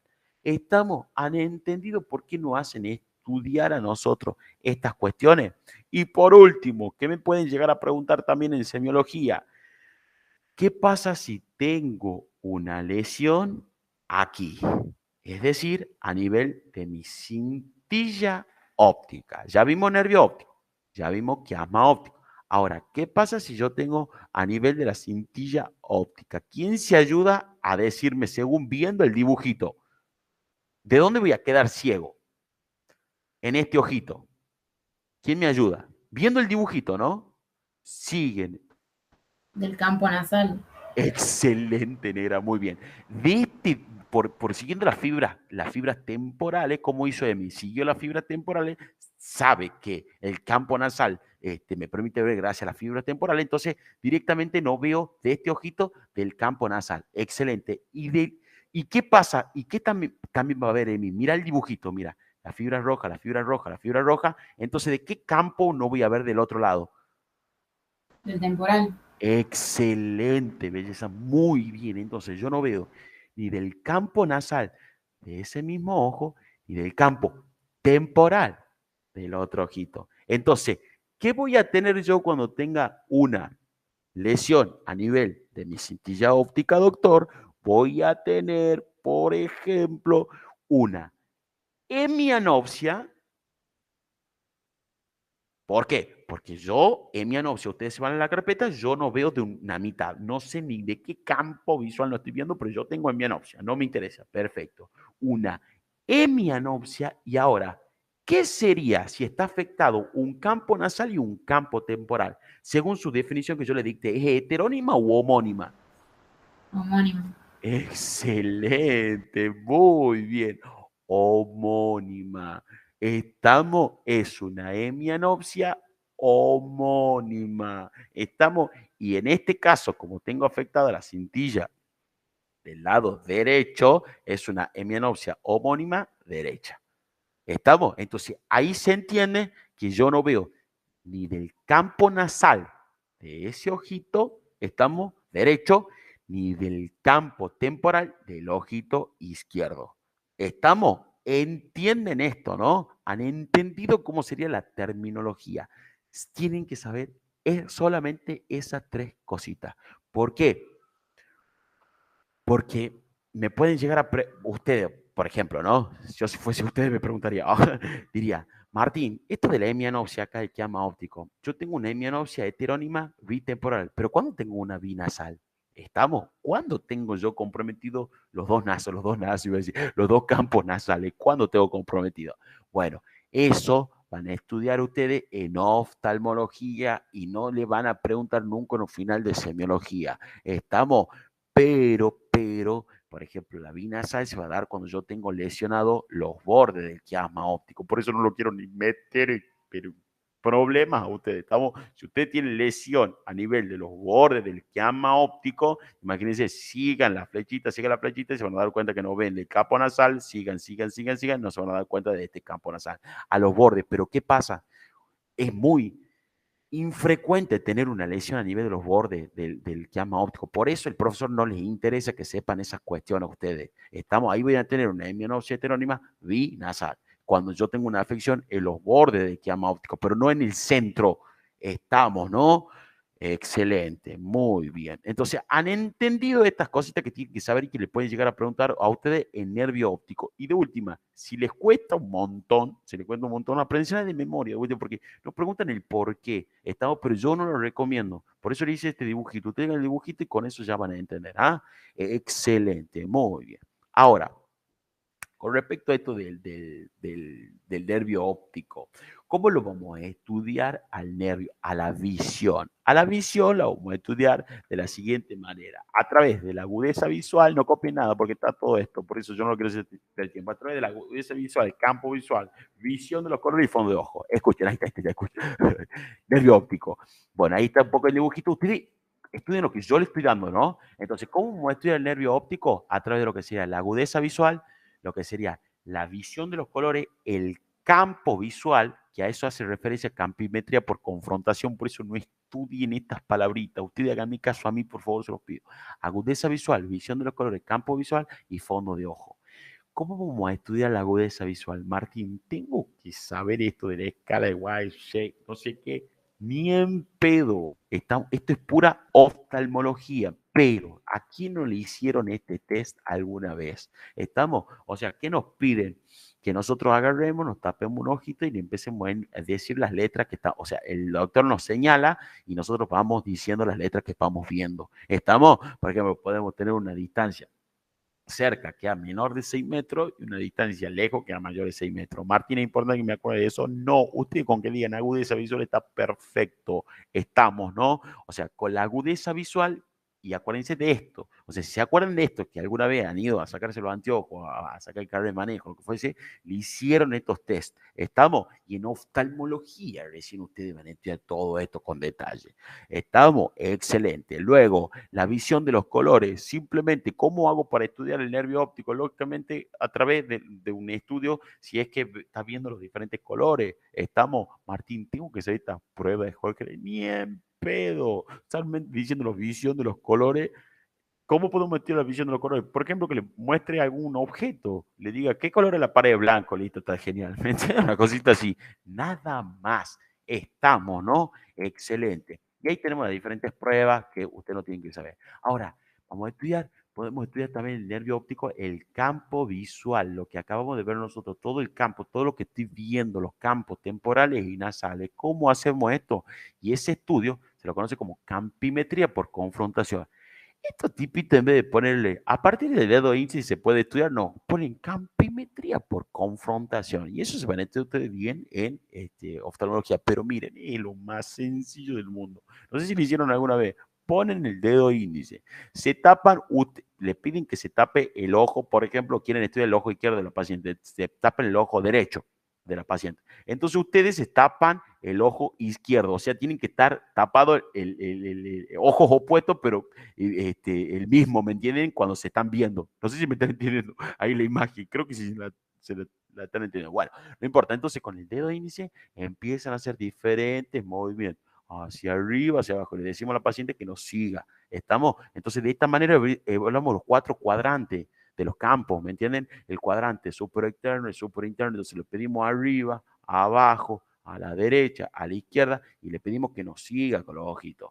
Estamos, ¿no? Han entendido esto, y eso se llama campimetría por confrontación, pero es el estudio del campo visual. Estamos. Y por último, podemos estudiarlo también a través de un fondo de ojo. ¿qué es esto del fondo de ojo? Tengo que saber, Martín, ni en pedo. Eso de vuelta van a estudiar en oftalmología. El fondo de ojo, yo cuando estudiaba, por ejemplo, y no estudiaba, nunca había estudiado oftalmología, pues yo entendí esto realmente recién en oftalmología. Me decían fondo de ojo, yo digo, ¿qué se le hace una ecografía? ¿Se le hace una resonancia? ¿Qué es un estudio imagenológico? Y no, para nada. ¿Saben qué es el fondo de ojo? El estudio literal del fondo de ojo que se hace con este instrumentito que se llama oftalmoscopio. Este oftalmoscopio es un instrumentito que ustedes ponen el ojito aquí y se acercan al paciente y cuando se empiezan a acercar, van a ver esto. Esto es el fondo de ojo. Estamos como que esto tiene un aumento del aumento de la visión, digamos, no sé cómo decirlo, es como una lupa, ¿me entiendes? Como una lupa, tal cual el oftalmoscopio es una lupa. Se le acercan al ojo del paciente y ven su fondo de ojo literal. No es ningún estudio imagenológico. Yo pensaba, capaz que ustedes ya sabían, yo pensaba eso. Entonces, van a estudiar también el fondo de ojo. ¿Por qué van a estudiar el fondo de ojo? O sea, el polo posterior del globo ocular, lo más al fondo que está, las estructuras que se encuentran en el ojo. ¿Qué se van a encontrar? ¿Tengo que saber, Martín? No, ni en pedo. Pero ya van a estudiar que se encuentra la papila óptica, la mácula, las arterias, las venas, y bueno, todo eso van a estudiar en oftalmología. ¿Y saben qué es la papila? ¿Saben? No tienen ni idea qué es la papila. La papila es el nervio óptico visto de frente. ¿Estamos? Si yo agarro a Emi y me pongo este oftalmoscopio y le veo el fondo de ojo, veo su papila. La papila es la cabeza del nervio óptico. ¿Me entiendes? Porque esto es una vista de frente. Estamos ahí. Si yo me subo arriba, digamos, le estoy viendo totalmente el nervio óptico y el dibujito que yo le acabo de hacer, ¿me entienden? O sea, este dibujito es el nervio óptico, ¿me entienden? Entonces, con eso que sepan del fondo de ojo, no tienen que saber nada, o sea, como fondo de ojo y está perfecto, pero sepan que yo veo el fondo del ojo del paciente y que nos va a dar una banda de información. Estamos, por ejemplo, si yo tengo diabetes, van a estudiar la retinopatía diabética, van a estudiar la retinopatía hipertensiva, van a estudiar cuando vean, esto sí quiero que anoten, escuchen, esto sí me parece interesante. Saquen una flechita en fondo de ojo y pongan edema de papila. Pongan edema de papila y entre paréntesis pongan síndrome de hipertensión endocraniana. La acabo de mirar al papel y me acabo de acordar. Síndrome de hipertensión endocraniana. Cuando veamos síndrome de hipertensión endocraniana, yo les voy a decir, estos pacientes tienen edema de papila. Claro, ¿y qué es confuso?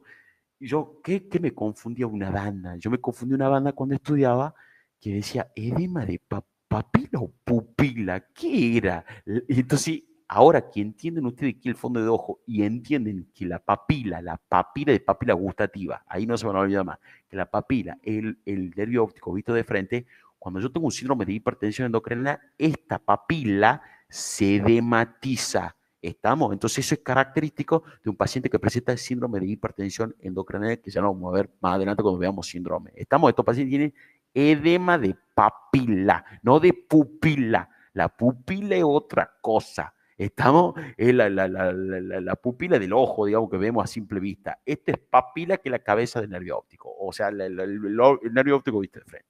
¿Ha quedado claro, bellezas? No, excelente, muy bien. Entonces ahí le habla un poco de fondo de ojo. Ahora vamos a estudiar a los siguientes pares craneales. Lo vamos a estudiar al tercero, al cuarto y al sexto. ¿Por qué? Porque estos pares craneales se los estudian de manera conjunta.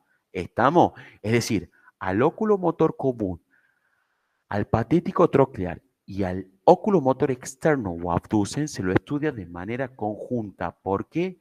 Porque son nervios que tienen función motora, cuya única función que tiene es inervación de los músculos oculares del ojo.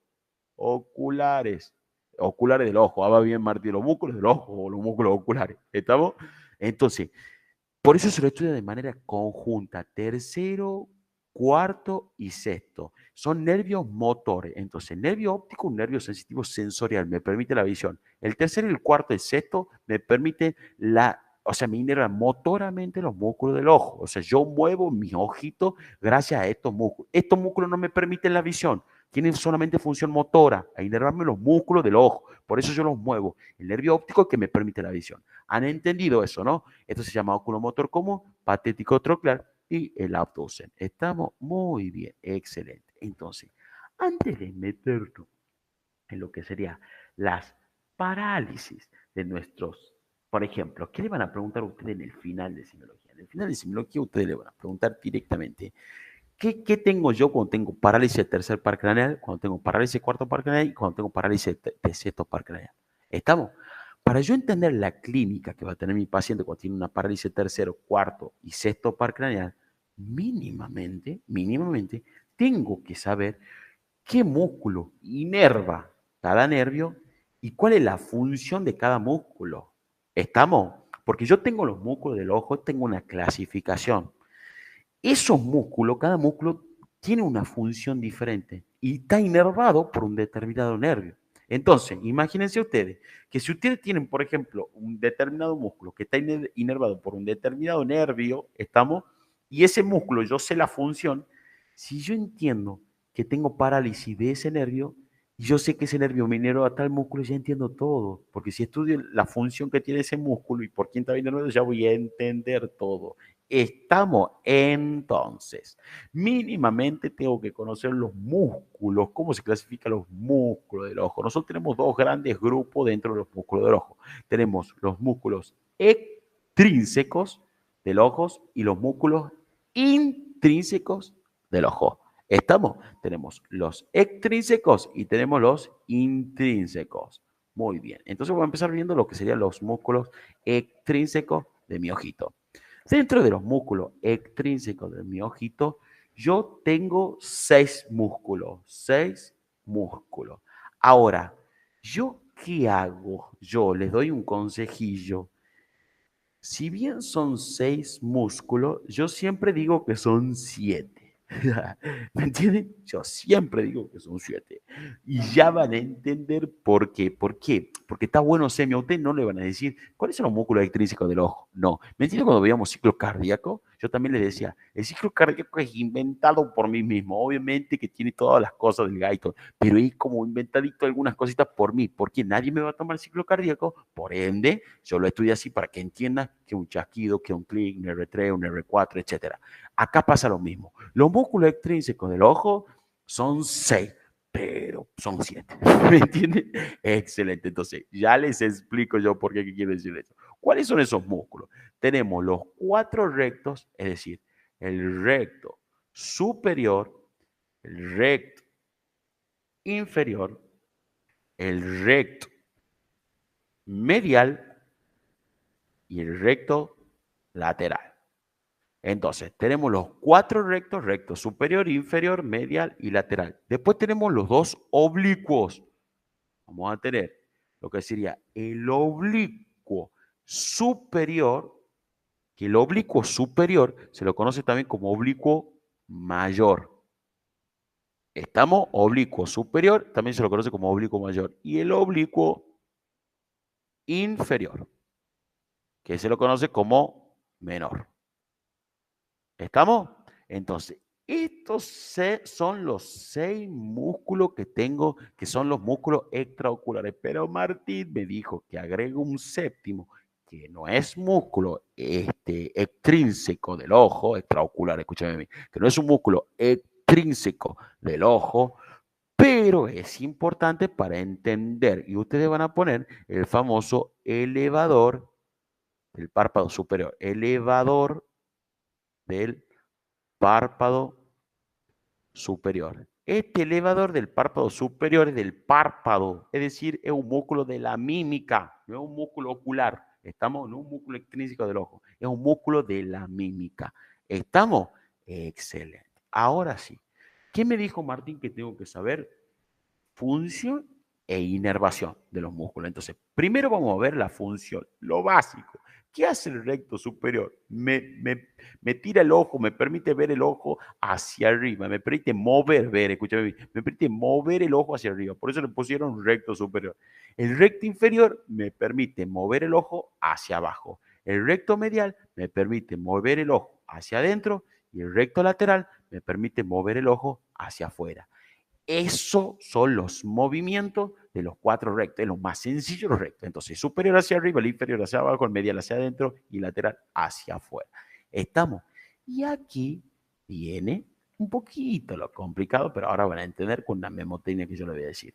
El oblicuo superior me permite ver hacia adentro y hacia abajo. Y ahí se arma el problemita, ¿me entiendes? Porque, Martín, el recto superior hacia arriba.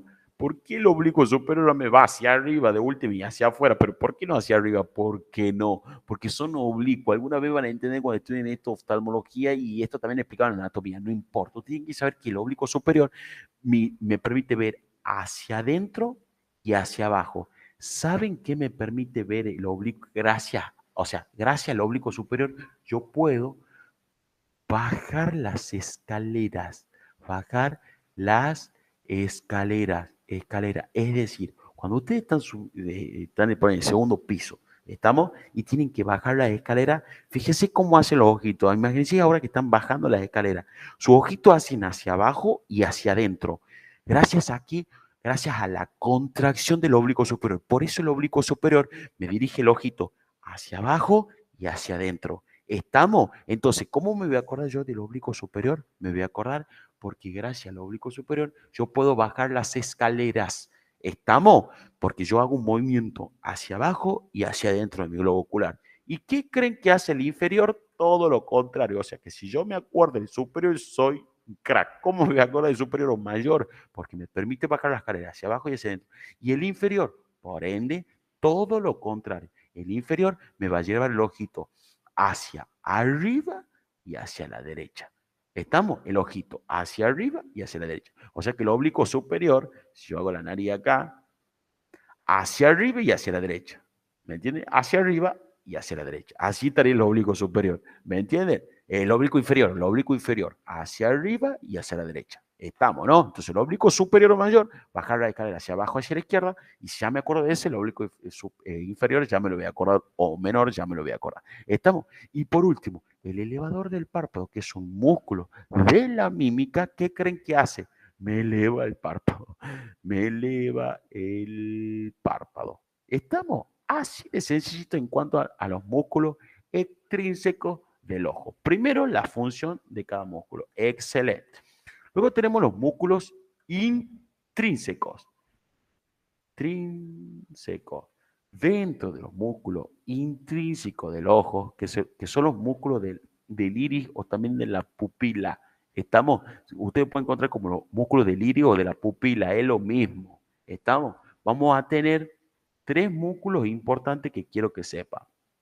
Van a poner, tenemos el constrictor del iris o de la pupila, del iris o de la pupila, que es lo mismo, como a ustedes les parezca más fácil, que es el famoso circular.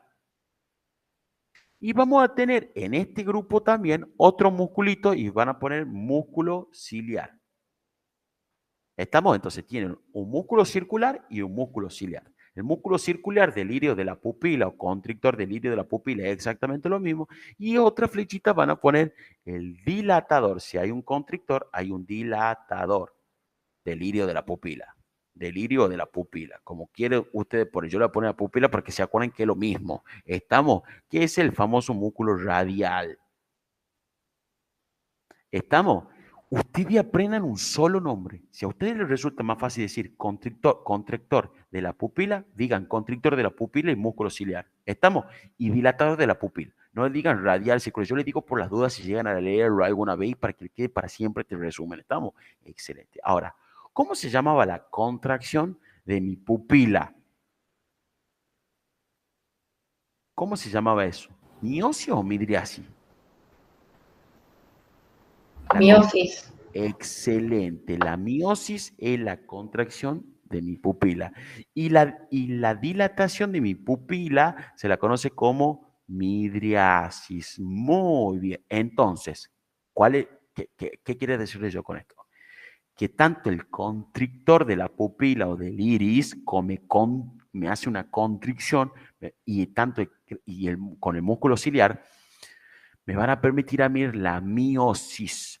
Me genera constricción de la pupila. Ahora, cuando yo tengo una dilatación de la pupila por el músculo radial o dilatador de la pupila, del iris, como ustedes quieran decirle, yo tengo una midriasis, me dilata la pupila. Por eso le pusieron un músculo dilatador de la pupila. ¿Han entendido eso, no?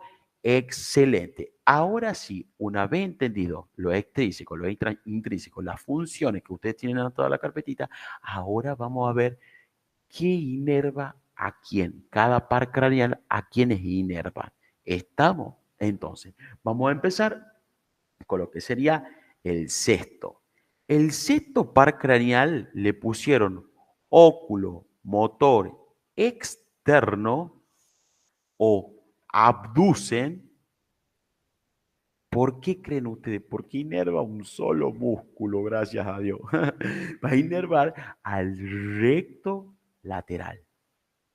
Por eso le pusieron óculo motor externo o abducen. ¿Qué me permitía a mí hacer el recto lateral o abducen? Me permitía llevar el ojo hacia la derecha o hacia los costados. ¿Me entienden? Eso me permite hacer el recto lateral, hacia los costados, hacia afuera, hacia afuera. Estamos hacia afuera, no a los costados, hacia afuera, externamente. Entonces, el tipo que descubrió esto le puso óculo motor, óculo de ojo, motor, inervación motoramente externo o abducen. ¿Se acuerdan que el movimiento de abducen es hacia afuera, verdad? Entonces, por eso le pusieron con ese nombre, porque inerva el recto lateral solamente a ese músculo. Estamos, ¿no? Muy bien, excelente. Ahora, lo que sería el cuarto par craneal va a inervar, que se lo conoce como patético troquial, va a inervar a un solo músculo, que va a ser al músculo que se conoce como oblicuo superior o mayor. ¿Qué me permitía hacer a mí el oblicuo superior o mayor? Bajar las escaleras, es decir, hacia abajo y hacia adentro el ojito. Entonces, si nosotros hacemos el ojito acá y la nariz, me permite hacer hacia adentro y hacia abajo, aquí. ¿Vieron? Entonces, gracias a este movimiento que hago yo puedo bajar las escaleras y así me acuerdo yo que el oblicuo superior me hace hacia abajo y hacia adentro. ¿Estamos? Y todo lo demás músculo, por suerte, son inervados por el tercer par craneal. Por eso le pusieron oculomotor común a casi todos los músculos. ¿Estamos? ¿Han entendido? Es decir, que me va a inervar a todos los músculos que acabamos de ver. Estamos, ¿no? Excelente. Y lo último que les quiero llegar a decir. ¿Se acuerdan del constrictor y del dilatador? O sea, que me producen miosis y que me produce midriasis. Bueno, esto es importante aclarar que este nervio, el oculomotor común, tiene función principalmente parasimpática, simpática. ¿Qué quiere decirles yo con esto que tengo función parasimpática? Si nosotros hacemos un pequeño repaso del sistema nervioso simpático y del sistema nervioso parasimpático, ¿quién me producía a mí miosis y quién me producía midriasis? ¿Alguien se acuerda? ¿Quién me producía miosis y quién me producía midriasis? El simpático midriasis y el parasimpático miosis. Excelente, muy bien. ¿Y cómo hacen para acordarse eso? O sea, el parasimpático, a mí, el que me va a producir la miosis y el simpático, el que me va a producir la midriasis. O sea, si se me acerca un choro ya a robar, se activa el choro, se activa el sistema nervioso simpático, entonces yo agrando la pupila, se me dilata la pupila. ¿Estamos? Para que yo pueda ver mejor. Estamos, ¿no? Y ahora que yo estoy dando clase, estoy tranquilo, no tengo ningún tipo de nervio ni nada, está en predominio del sistema nervioso parasimpático. Es decir, que yo tengo constricción, se me contrae el constrictor de la pupila, digamos, el músculo radial, entonces yo hago miosis. Estamos pues por inervación parasimpática. ¿Estamos? Entonces, ¿qué le quiero decir yo con esto, bellezas? Que el tercer par craneal, además de inervarme todos los músculos, o sea, que me inerva todos los músculos extrínsecos del ojo y también los músculos intrínsecos del ojo, pero dentro de los músculos intrínsecos del ojo, como este tiene un predominio de la función parasimpática, me va a inervar principalmente el constrictor de la pupila y el músculo ciliar. que era lo que me producían, lo que era la miosis. Estamos miosis. Por eso, porque tiene una función predominante parasimpática. ¿Me están entendiendo, no? Por eso van a inervar principalmente al constrictor y al músculo ciliar para que me produzcan la miosis característica. Estamos, entonces, tercer par craneal, me inerva todos los músculos, profesor. Yo tengo que saber por dentro porque nadie me va a preguntar esto, a todo el músculo y además recordar que tengo una función parasimpática, un predominio parasimpático, por eso inerva principalmente dentro de los músculos intrínsecos del ojo al constrictor y al músculo ciliar. Estamos entonces que el tercer par craneal me va a producir miosis, a eso quiero llegar. Yo, gracias al tercer par craneal, tengo la miosis. ¿Me entienden? Porque tiene un predominio parasimpático también. Estamos ahora el cuarto par craneal al oblicuo superior, o oblicuo mayor, el que me permite ver la escalera. Y por último, el sexto par craneal me inerva al recto lateral. Ahora sí entramos a parálisis. Y miren que lo más sencillo de la vida esto de la parálisis. Si yo tengo una parálisis, por ejemplo, y arrancamos ya del sexto par craneal. Recordemos que el sexto par craneal me inervaba el recto lateral, que me llevaba el ojo hacia afuera. ¿Cómo voy a tener el ojito yo si no me anda el recto lateral que el que me lleva hacia afuera el ojo? ¿Para dónde van a estar mis ojitos? Para adentro. Excelente. ¿Y saben cómo se conoce eso? Como estrabismo, estrabismo convergente. Martín, ¿qué es esto de estrabismo convergente? Miren, miren. ¿Saben lo que es el estrabismo? Ya van a estudiar eso en oftalmología, estrabismo. La estrabismo es la desviación del globo ocular. Desviación, desviación del globo ocular. Del globo ocular o del ojito, como ustedes quieran decir. Es decir, es cuando yo tengo desviado el ojo, ¿verdad? Ahora, yo no sé si lo tengo desviado para la derecha o para la izquierda. O sea, yo lo puedo llegar a tener desviado para la derecha o lo tengo que llevar desviado para la izquierda. Entonces nosotros no decimos estrabismo hacia la derecha, ¿me entiendes? O hacia afuera. No decimos estrabismo hacia afuera o estrabismo hacia adentro, sino que le pusieron un nombrecito. ¿Estamos? Entonces, ¿qué nombre le pusieron? Le pusieron como convergente. Entonces, para eso hay que saber qué es convergente y divergente. Convergente son dos puntos, por ejemplo, dos líneas que se unen en un solo punto. Son dos líneas, no son dos puntos, son dos líneas que se unen en un solo punto. Son dos líneas que convergen hacia una misma dirección. En cambio, divergente son dos líneas que se separan. Eso quiere decir divergente. Divergente, por ende, va a ser hacia afuera. Convergente, hacia adentro. ¿Me entienden? Que convergen, que van hacia adentro, divergentes que van hacia afuera, son dos líneas alejadas en un punto. Entonces, este pacientito, miren, si yo hago el ojito, el recto lateral me permitía hacer esto y esto, ¿verdad? Hacia afuera, pero ahora no tengo recto lateral porque tengo una parálisis del nervio que lo estaba inervando. Entonces, yo voy a tener esto, miren, mi pacientito me va a caer a la guardia así. Estamos con los ojitos hacia adentro. ¿Cómo se conoce eso? Como estrabismo, porque tiene desviación del globo ocular, pero hacia adentro. ¿Y cómo se le dice hacia adentro? Como convergente. Convergen hacia un mismo punto. Convergen hacia la nariz, por ejemplo, para que se me acuerden. ¿Me entienden? Convergen hacia adentro. Han entendido parálisis de septo paracranial. Así le preguntan, ¿no? ¿Qué tiene un paciente con parálisis de septo paracranial? Estrabismo convergente. Listo. Estamos, pero para que no se olviden y no estudien de memoria, yo le hago toda esa explicación. ¿Estamos? Excelente. Muy bien. Entonces, estrabismo convergente. Ahora, ¿qué pasa si yo tengo parálisis del cuarto par craneal? Que el patético troclear. ¿Qué me inervaba el cuarto par craneal? Me inervaba el oblicuo superior. Y el oblicuo superior es que me permitía bajar la escalera, es decir, que yo tenga el ojo para abajo y para adentro, ¿verdad? Es decir, que yo tenga esto para abajo y para adentro. Ahora, yo les pregunto a ustedes, ¿qué pasa si yo tengo una parálisis del cuarto par craneal? ¿Cómo van a estar mis ojitos si no me anda el oblicuo superior? ¿Cómo creen ustedes? Hacia arriba y a la derecha. Muy bien, excelente. Hacia arriba y a la derecha. Entonces, paciente que tiene parálisis del cuarto par craneal, profesor, va a caer así a la guardia. Miren, va a caer así a la guardia. Hacia lo que sería, hacia abajo, hacia afuera, ya me estaba confundiendo yo, cómo va a caer así la guardia de este paciente, va a caer así. Usted muy bien contestaron, ¿no? Hacia afuera y hacia arriba, así va a caer el paciente. ¿Me entienden? Por eso es importante saber esto de parálisis de cuarto par craneal. Estamos entonces, el oblicuo superior que me permite bajar las escaleras, ver para abajo y hacia adentro. Entonces, si yo tengo una parálisis, está dividido hacia arriba y hacia afuera. Así va a caer un paciente con parálisis del cuarto par craneal.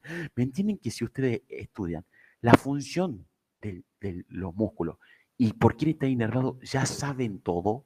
¿Estamos? Entonces, el sexto par craneal o abducen, minero el recto lateral. Como tengo parálisis, tengo el recto lateral, me permitía ver los ojos hacia afuera. Ahora no tengo el recto lateral porque tengo parálisis del sexto par craneal, tengo los ojos para adentro. ¿Estamos? Parálisis de cuarto par craneal.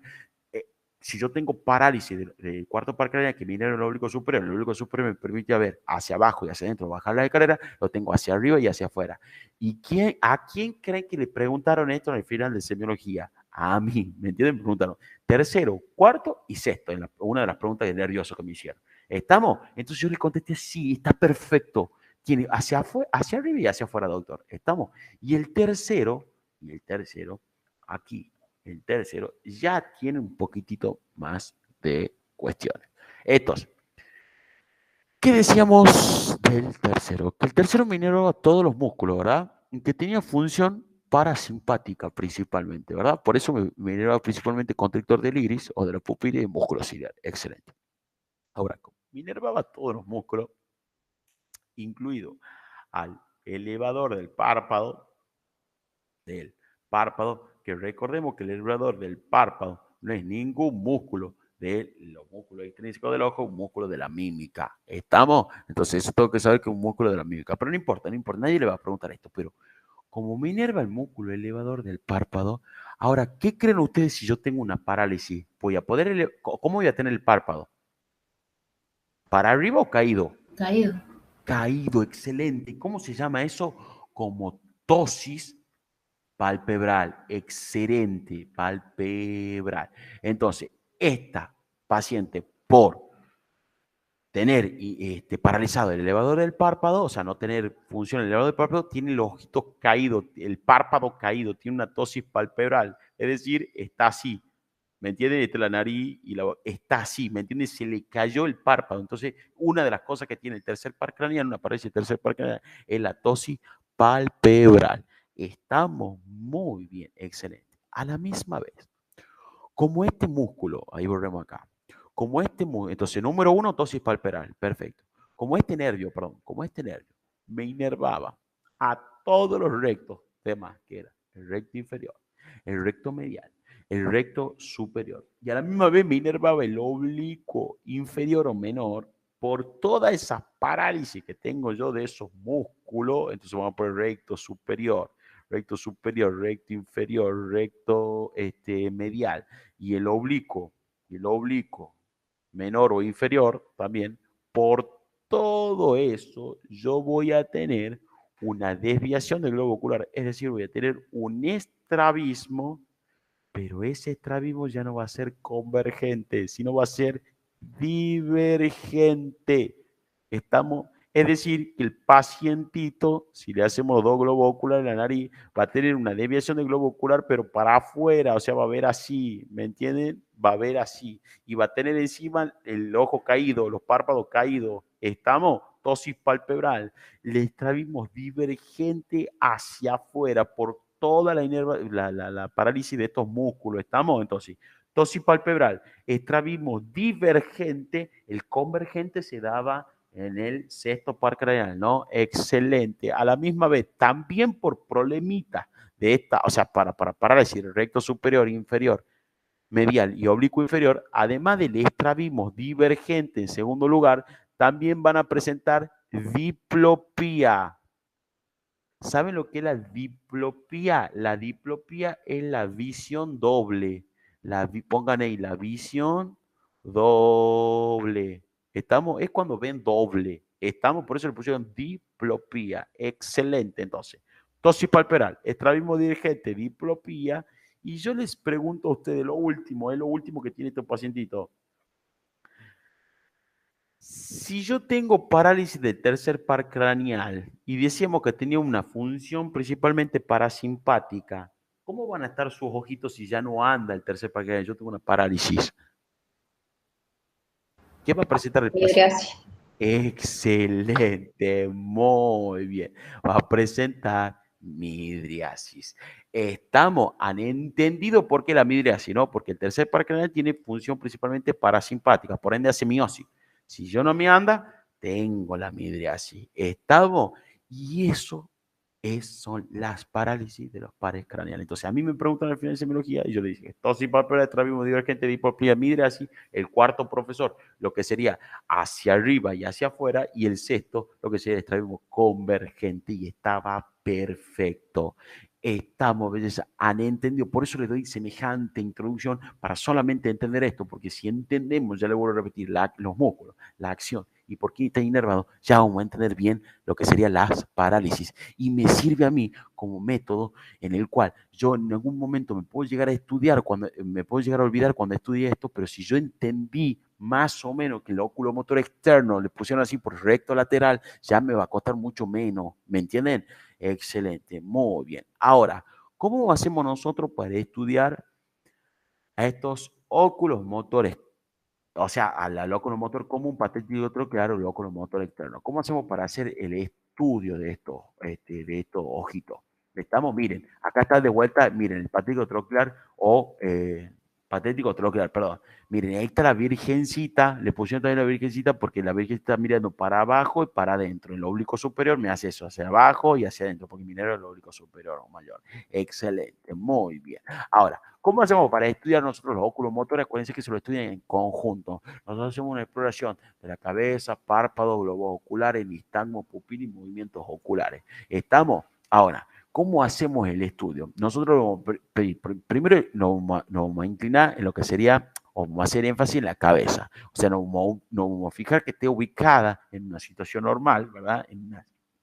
Y de allí lo que hacemos es que, ¿qué va a pasar? Por ejemplo, si el paciente tiene algún tipo de parálisis, puede tener desviación de la cabeza para alguno de los lados. Si tiene diplopía, por ejemplo, tiene visión doble, le pedimos que mueva para uno de los lados. O sea, no estudien de memoria esto. ¿Me entienden? O sea, con que sepan que se lo estudian en conjunto y aprendan algo que les quede ahora en esta clase, ya es más que suficiente. Nunca en la vida han preguntado cómo estudiar los óculos motores. Puede ser un práctico, pero al final no hay chance. ¿Estamos? Entonces, también, ¿qué vamos a estudiar con respecto a los óculos motores? Los párpados, ¿verdad? Los párpados, dice, debe estar a la misma altura. Por ejemplo, puedo llegar a tener caído cuando tengo una tosis palpebral, es decir, una parálisis de tercer par craneal, como acabamos de ver. Estamos a la misma vez los globos oculares. ¿Cómo deben ser simétricos? ¿Por qué? Porque si están desviados, pueden llegar a tener ¿cómo se llama la desviación de los globos oculares? Estrabismo. ¿Me entienden que es todo lo que acabamos de ver? Un divergente o convergente. Convergente, cuando yo tengo parálisis de sexto par craneal, divergente cuando tengo parálisis de tercer par craneal. Estamos, aparece esta nueva palabrita para ustedes que es el nistagmo o nistagmus. No estudien esto, ¿no? El nistagmo, el famoso temblor ocular. No, solamente eso tienen que saber, que el temblor ocular. O sea, es cuando le tiembla el ojo. No sé si tienen algún amigo o amiga o familiar que le está temblando todo el tiempo el ojo. Bueno, es porque tiene nistagmo. Estamos nistagmo. Son movimientos involuntarios que le hacen que tiemble el ojo. Estamos. Entonces, para ver si tiene nistagmo o no, hacemos con el dedo índice esto y le hacemos los diferentes tipos de movimientos para ver si tiembla o no. Y nada más, no estudien más nada de esto. ¿Ah? Estamos, ¿no? Excelente. Y por último, hacemos la exploración o estudiamos lo que sería la pupila, que la pupila, el color negrito ese que está ahí, ¿me entienden? Ese color negrito. ¿Y qué tenemos que saber de la pupila? Que su tamaño, dice, forma circular, situación central, que su tamaño normal entre 2 a 4 milímetros. Cuando tiene un tamaño menor a 2 milímetros, ¿cómo se conoce eso? Como miosis. ¿Estamos? Y midriasis cuando tiene un tamaño mayor a 4 milímetros. Y ahí les pone el síndrome de Kleber-Horner. Esto lo van a estudiar sí o sí en oftalmología. Ni se le ocurra leer ahora. ¿Ah? Esto ni se le ocurra leer ahora. Por favor, se los pido. ¿Ah? Y bueno, y la anisocoria cuando tengo una pupila de diferente tamaño, como en este caso. Miren la midriasis que tiene este paciente, ¿no? Miren la dilatación que tiene tu paciente en cuanto a la pupila. Y por último, entonces, la cabeza, párpado, globo ocular, nistagmo, pupila, ahí tenemos, y los famosos reflejos. ¿Estamos? Entonces, ¿qué tengo que saber de los reflejos? No me va a preguntar jamás en la vida, pero que existe un reflejo motor, consensualidad, acomodación y convergencia. Pero esas cosas lo van a estudiar bien en oftalmología. ¿Estamos? Entonces, ¿qué es lo normal? Que cuando yo haga el reflejo motor, ¿cómo hago yo el reflejo motor? A ver, lo veamos. El reflejo motor va a consistir en esto. Yo ocultar, tapar el ojito que no quiero estudiar del paciente y con una luz le voy a apuntar. Estamos el ojito que quiero estudiar. ¿Y qué es lo normal? Que mi paciente haga miosis. ¿Estamos? Eso es lo normal. Eso se llama reflejo fotomotor. ¿Por qué le pusieron lo que sería fotomotor? Porque yo alumbro. ¿Estamos? Entonces yo al alumbrar con cualquier cosita, por ejemplo, una linterna, lo normal en el fotomotor que yo haga miosis. ¿Estamos? Haga contracción de mi pupila. ¿Estamos, no? Ahora, el reflejo consensual, esperen chiquitos, no sé qué se cayó. Bueno, escuchen, no, mi hermano. El reflejo consensual sería que esto, que justamente ilumina un ojo y va a suceder lo mismo en el otro ojo. ¿Qué quiere decir esto, belleza? Que yo agarro y le saco esta mano fea del médico, le saco la mano. Entonces yo agarro este es el ojito que yo no quiero estudiar. Ahora el ojito que quiero estudiar es este, ¿verdad? Entonces, yo el ojito que no quiero estudiar lo ilumino con luz. ¿Y saben qué va a pasar en este ojito? Se va a producir también la miosis, o sea, se va a producir la contracción. Entonces, ¿qué quiero decir yo con esto, belleza? Que el fotomotor es que yo ilumino directamente el ojito y tengo miosis. En cambio, el consensual es que yo indirectamente no lo ilumino, pero también tengo miosis. Estamos, han entendido eso, ¿no? Y el de acomodación y convergencia, ya van a estudiar ustedes en oftalmología, que está dado por el músculo ciliar, estamos, que a ustedes no les interesa, el que me permite a mí, para que ustedes sepan, es que me permite acomodar y que converjan literalmente los músculos, el globo ocular, o sea, ¿saben qué hace el reflejo, para que entiendan más fácil? ¿Saben qué hace el reflejo de acomodación y convergencia? ¿Vieron cuando, por ejemplo, no sé si hay no hay un dibujo, escuchen, ¿vieron cuando, miren, yo ahora acabo de alejar mi dedo índice de mi mano derecha, lo acabo de alejar de mi rostro, ¿estamos? Y ahora acérquenselo hasta la nariz, acérquenselo hasta la nariz despacito, y ustedes van a seguir, van a ver que sus ojos van a empezar a converger, ¿se acuerdan que era convergencia hacia adentro? Y se empieza a acomodar, y cuando toquen su nariz se van a dar cuenta que pueden mirar, pueden sus ojos, su globo ocular, pueden hacer eso gracias al reflejo ese que tienen. ¿Me entienden? Que se llama reflejo de acomodación y convergencia, que está dado por el músculo ciliar. ¿Estamos? Entonces, esos son los tres reflejos que puedo yo llegar a estudiar y puedo llegar a, y me puede llegar a dar información acerca de los terceros, cuarto y sexto. ¿Han entendido? Eso peguenle como una leidita, nada más. Estamos, pero sí o sí tienen que saber lo que serían las parálisis. ¿Estamos? Y por último, tendríamos que ver lo que sería la parálisis del nervio facial. Pero la parálisis del nervio facial es bastante, así que lo vamos a ver para la próxima clase porque necesito que estén súper atentos porque es medio complicadito, pues ya se va a ver que le voy a dar un dibujito y van a entender todo igual que el nervio óptico. ¿Estamos? Así que sería todo por hoy.